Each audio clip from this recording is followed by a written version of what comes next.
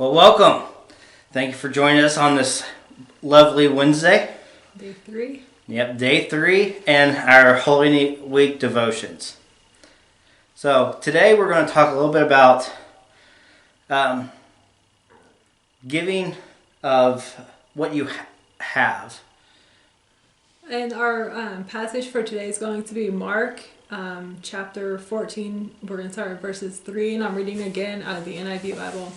While he was at Bethany reclining at the table in the home of Simon the leper, a woman came with an alabaster jar of very expensive perfume and made of pure nard. She broke the jar and poured the perfume on his head. Some of those present were saying indignantly to one another, "Why this waste of perfume? It could have been sold for more than a year's wages and the money given to the poor." And they rebuked her harshly. "Leave her alone," said Jesus. "Why are you bothering her?"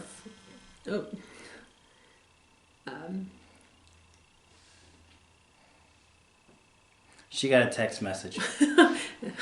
Why are you bothering her? She has done a beautiful thing to me. The poor will always have with you, and you can help them anytime you want.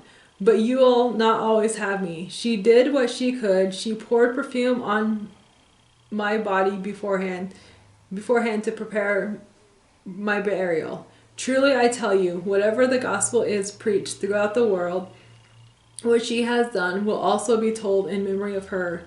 Then Judas Iscariot, one of the 12, went to the chief priests to betray Jesus to them. They were delighted to hear this and promised to give him the money. So he watched for an opportunity to hand him over. All right, so here we have Jesus and the disciples being in Simon's house with reclining, eating together, and relaxing. I think at this point Jesus is this is one of his slowdown points before his week pretty much gets kind of hectic. Mm-hmm. Very hectic. But then a woman, as we learn in the book of John, that this is Mary, mm-hmm. the sister to Martha and Lazarus. And she comes in, she takes this nard, this very expensive perfume. This perfume, this oil, and rubs it on Jesus. Well, and the perfume that we read about was very expensive, and the disciples, they were the only thing that they were thinking about is what the perfume costs. And Mary, the one that put it on Jesus, she was thinking, this is what I have to give to Jesus. And we know, as Jesus says, James mentioned, in another gospel, in Matthew, it talks about, Jesus actually says that this was to prepare him for burial. Mm-hmm. And so, Jesus says, or some of the disciples were like, you could take care of the poor.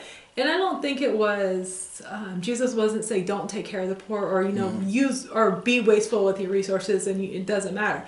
That's not all what the thing is saying. It's saying, give and do what you have. And Mary gave everything that she had to Jesus. And that's what, we were talking about this whole week, that's what he wants from us. He wants our whole being. Mm-hmm. He wants us to give everything we have to him. Yeah.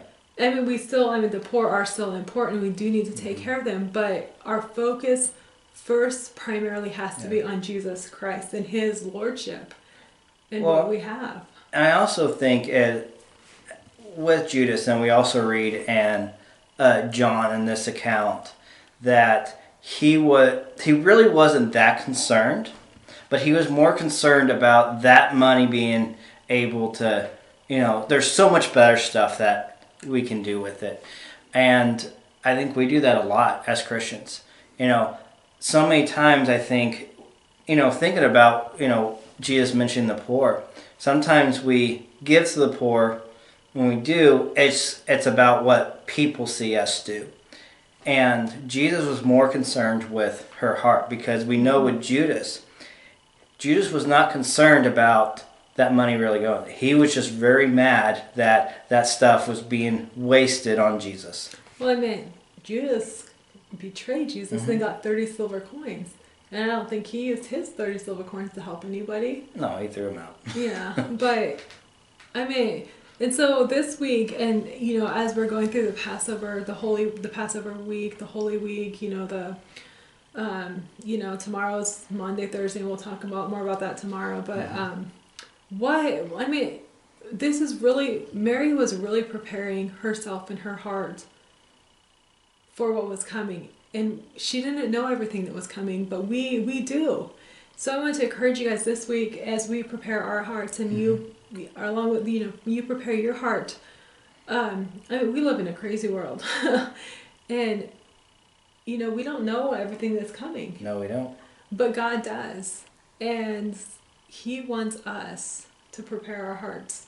And He wants us to give all we have to Him. And it could be, I mean, you may not have a perfume that is worth a year's salary, but maybe you have, I don't know, what do you have? Do you have a phone to call someone that needs something? Do you have, I don't know, just drop a line in the mail? Just think of what you have. What can you do to show Christ's love to others? Well, it also reminds me of the widow's mite. Oh, yeah. You know, as everyone was giving a big gift, but this widow gave everything she had.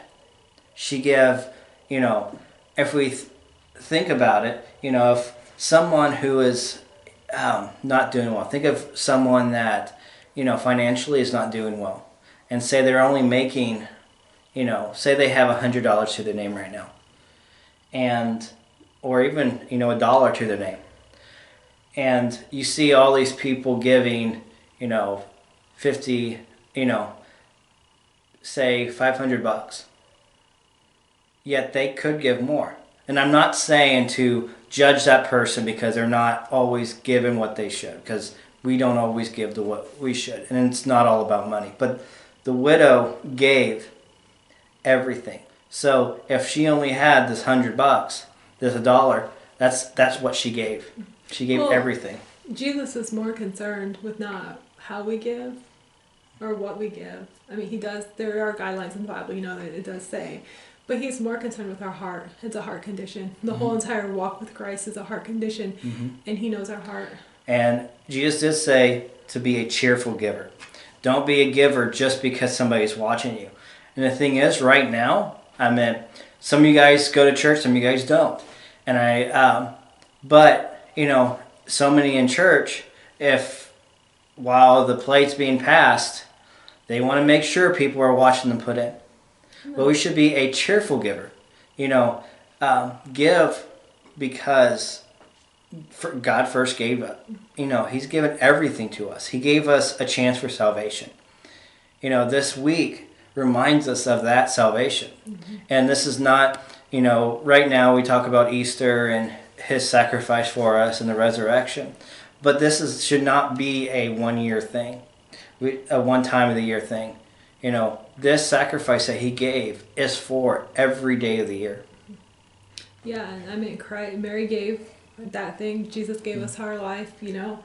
And so in your lives, and just as you go throughout this week, just think about what can we give to Jesus? How can we show His love? Well, thanks for tuning in, and we'll see you tomorrow. And we're going to do something a little bit different tomorrow. So tune in and see. Yep, tune in. But I will say we are going to take communion.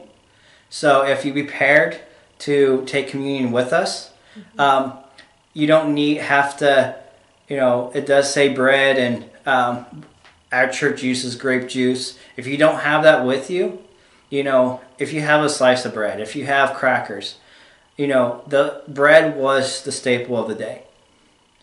And at that time, wine was also. But whatever you have, come prayerfully with us as we join together tomorrow. We'll see you tomorrow. Thank you.